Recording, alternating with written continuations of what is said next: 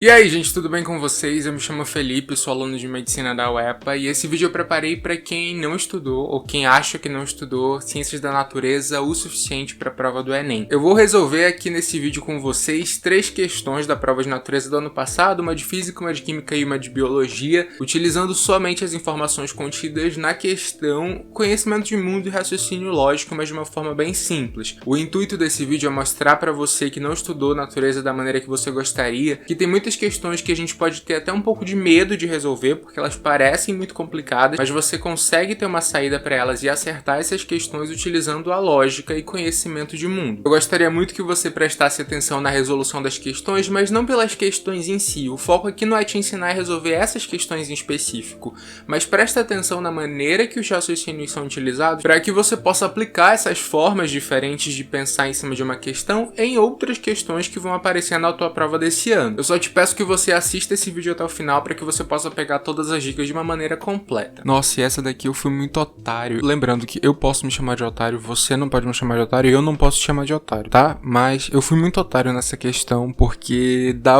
Tava na cara, bastava ler. O emprego de células combustível a hidrogênio pode ser uma tecnologia adequada ao transporte automotivo. O quadro apresenta características de 5 tecnologias mais proeminentes de célula combustível. Daí ele dá tipo de célula combustível, a temperatura operacional, ou seja, a temperatura na qual ela opera, o eletrólito, que dane-se, e semi-reações nos eletrodos, que dane-se também. Eu sei que dane-se agora, né? Mas aí, no caso, você teria que ler o final para saber que eles não importam. Testes operacionais com esses tipos de célula têm indicado que as melhores alternativas para veículos são as que operam em baixos níveis de energia térmica. Energia térmica, né?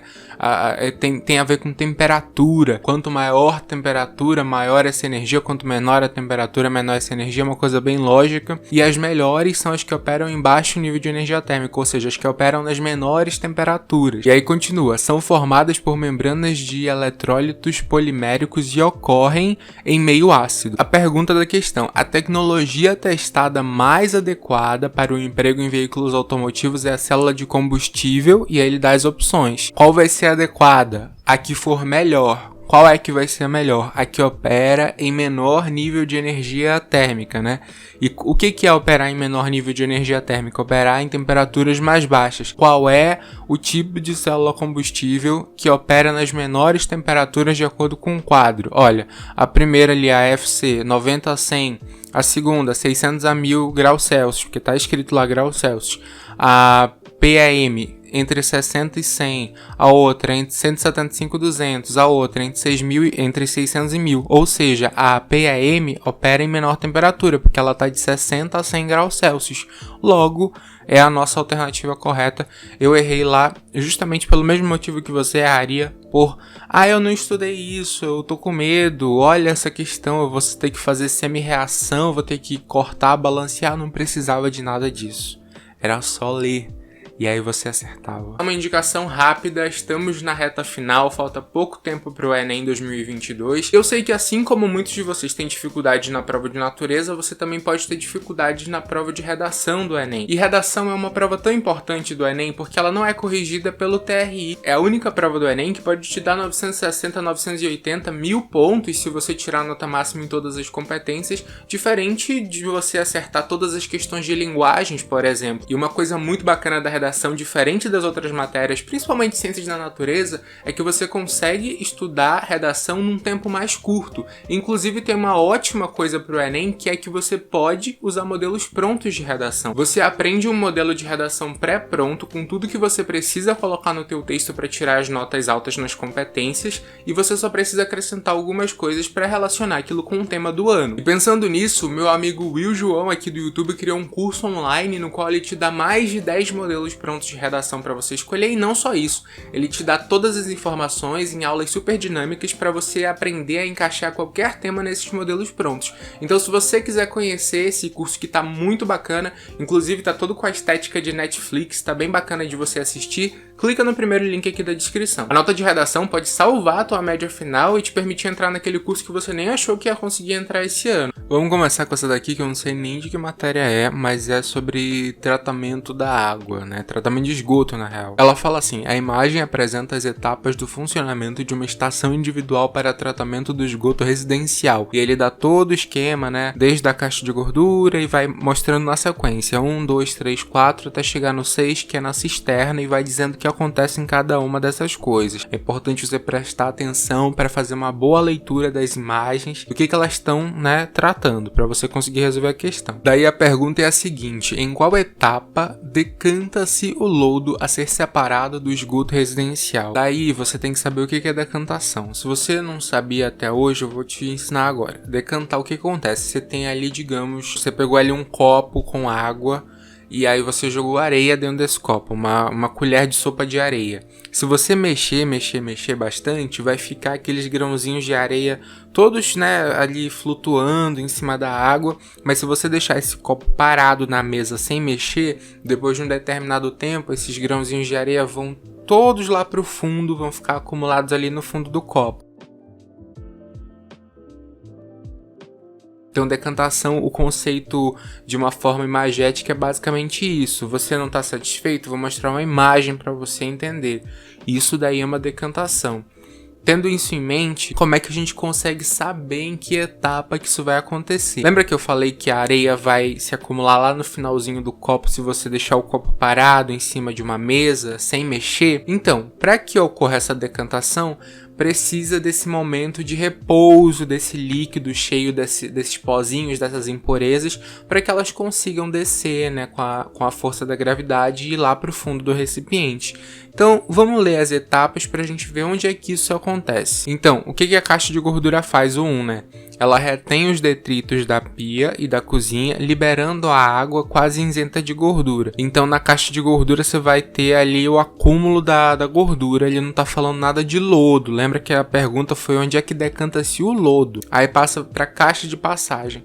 Recebe o que vem dos banheiros e lavanderia, reunindo todo o esgoto residencial. Então, olha aí, mais esgoto passando. Então, não tem decantação do lodo aí, porque primeiro não tem repouso, tá chegando mais esgoto que vem dos banheiros e tá juntando mais impureza ainda, além do que saiu da caixa de gordura. Tanque séptico. Aqui, o esgoto deve ficar em repouso por um período relativamente maior que nas outras etapas. Por que tem que ficar em repouso? Porque tem que dar tempo de decantar. Decantar o que? O nosso lodo maravilhoso que foi perguntado na questão. Então, alternativa C, acontece essa decantação no tanque séptico, né? Então, no número 3. Ah, Felipe, mas se eu fosse fazer a prova, eu não ia saber o que é decantação. Eu não acabei de te ensinar o que é decantação. E também vão aparecer questões que você pode não saber o conteúdo total, mas você sabe o significado de várias palavras. Pelo amor de Deus, né? Vamos aumentar essa autoestima aí, você também não tá nesse nível. Essa daqui é de física. Cientistas da Universidade de New South Wales, na Austrália, demonstraram em 2012 que a lei de Ohm é válida mesmo para os fios finíssimos, cuja área da seção reta corresponde a alguns poucos átomos. A tabela apresenta as áreas e comprimentos de alguns dos fios construídos, respectivamente com as mesmas unidades de medida. Considere que a resistividade mantém-se constante para todas as geometrias, uma aproximação confirmada pelo estudo. Daí ele dá uma tabela com 4 fios e me mostra qual é a área de cada um desses fios e o comprimento. Essa área que ele está falando do fio, eu trouxe até aqui uma caneta de quadro para mostrar para vocês. Aqui ela de lado, né? Vocês sabem que ela tem um comprimento. E aí a área que ele está falando é a área desse círculo, que é o diâmetro desse fio. Então, olha bem para esse círculozinho, ele está falando dessa área, a área desse círculo, que é onde tem o diâmetro do fio. Existe uma fórmula para isso, que no final eu falo para vocês para não atrapalhar o nosso raciocínio, mas enfim, vamos partir do ponto que você não lembra dessa fórmula, que você nem estudou isso ainda. A pergunta da questão é a seguinte: as resistências elétricas dos fios em ordem crescente, ou seja, da menor para maior, né? Vai crescer. São... O que é uma resistência? Você não consegue imaginar relacionado a empecilho, a dificuldade. Por exemplo, você está numa academia e você quer levantar um peso, só que esse peso é muito alto e você tem muita dificuldade de tirar aquele peso do chão. Você está enfrentando uma resistência de tirar aquele peso do chão, uma dificuldade de tirar aquele peso do chão. Pela própria leitura da questão, você pode imaginar que ele está falando de fios onde vai passar eletricidade, certo? Então, se eu estou falando de fios nos quais vai passar eletricidade, a resistência desses fios é uma resistência para passagem dessa eletricidade. Então, como a questão pediu só para colocar essas resistências em ordem crescente, nas alternativas não pede os valores, então a gente pode tentar fazer uma análise para ver qual é a menor resistência, qual é a segunda menor, para colocar essas resistências em ordem crescente. E aí eu quero que você pense, como a gente está falando de fio, eu quero que você pense em túneis, tipo túnel de metrô, ou então se fosse um cano gigantesco, sei lá, de uma hidroelétrica que você vai passar por dentro. Vamos pensar na dificuldade em passar por esses túneis. Se esse túnel tiver um comprimento reduzido, então, por exemplo, você tem um túnel de 1 metro e tem outro túnel de 2,5 metros, qual é que vai ser mais fácil você terminar de passar? O túnel que tem 1 metro, que você vai andar só 1 metro, ou o túnel que você vai ter que andar 2,5 metros? Vai ser mais fácil no que tem menor comprimento. Então daí a gente tira já uma conclusão. Quanto maior, mais difícil, maior a resistência, porque é mais difícil dessa eletricidade passar, porque se o fio for menorzinho, a eletricidade passa mais rápido. Mas agora vamos imaginar que esse túnel de 1 metro, ele tem um diâmetro super reduzido, ele é bem estreito, e para passar você tem que passar deitado, se arrastando, e o outro túnel continua grandão e você consegue passar tranquilamente. Qual é que vai ser mais difícil? O que você tem que passar se espremendo, porque mesmo ele sendo menor, você tem muita dificuldade para passar, porque ele tem um diâmetro reduzido, ele tem essa área do círculo que eu falei para vocês, né, a área daqui, bem reduzida. Então, nossa segunda conclusão, quanto menor a área, maior a resistência. Então, o que a gente entendeu? Quanto menor a área do fio, maior a resistência. Quanto maior o comprimento do fio, maior a resistência. E o contrário também é verdadeiro. Quanto menor esse fio, menor a resistência. Quanto maior essa área, menor a resistência. Olhando para a tabela, a gente já vê, olha, o fio 2 ele tem uma área de 4, que é a segunda maior área que a tabela me mostra. A tabela tem um fio que tem uma área de 1, de 2, de 4 e de 9. 4 é a segunda maior área, então a gente sabe que, comparado a outros fios, ele pode ter uma resistência menor, lembra? Maior área, menor resistência. E ao mesmo tempo, ele tem um comprimento de 47, que é o menor comprimento dentre os que tem na tabela. Todos os outros são maiores. Então, ele tem um comprimento bem reduzido, ou seja, é mais fácil a eletricidade passar por lá, porque é um comprimento menor. Então, ele tem a menor resistência. A gente já achou o nosso fio com a nossa menor resistência, porque ele tem uma área boa e tem um comprimento bem reduzido. Então a nossa resposta tem que começar com o fio 2, né? Com R2. As únicas alternativas possíveis são a B ou a C. Só aí você já tem 50% de chance de acertar. Se você parar o raciocínio aí, você já tem 50% de chance de acertar, porque você já eliminou as outras alternativas. A letra B continua com o R1, né? Como a segunda menor resistência, e a letra C tem o R3, o fio 3, como a segunda menor resistência. O fio 1, ele tem uma área de 9, que é enorme, e o comprimento de 312, que é muito grande também, então acaba contrabalanceando, né? Ele tem uma área muito grande, mas o comprimento também é muito grande, então vai ser difícil de passar do mesmo jeito.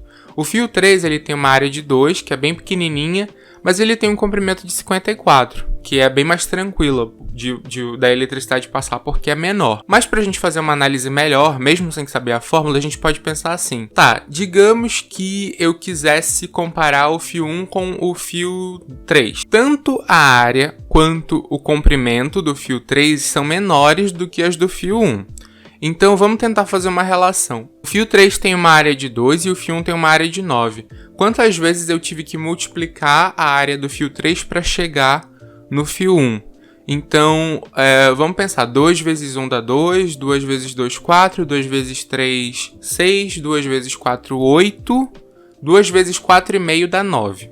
Então, a área do fio 1 é 4,5 vezes maior do que a área do fio 3. E o comprimento, vamos ver, 54 vezes 1 dá 54, 54 vezes 2 dá 108, vezes 3 vai dar 160 e alguma coisa, vezes 4 vai dar 212, vezes 5 vai dar 266, vezes 6 vai dar perto de 312.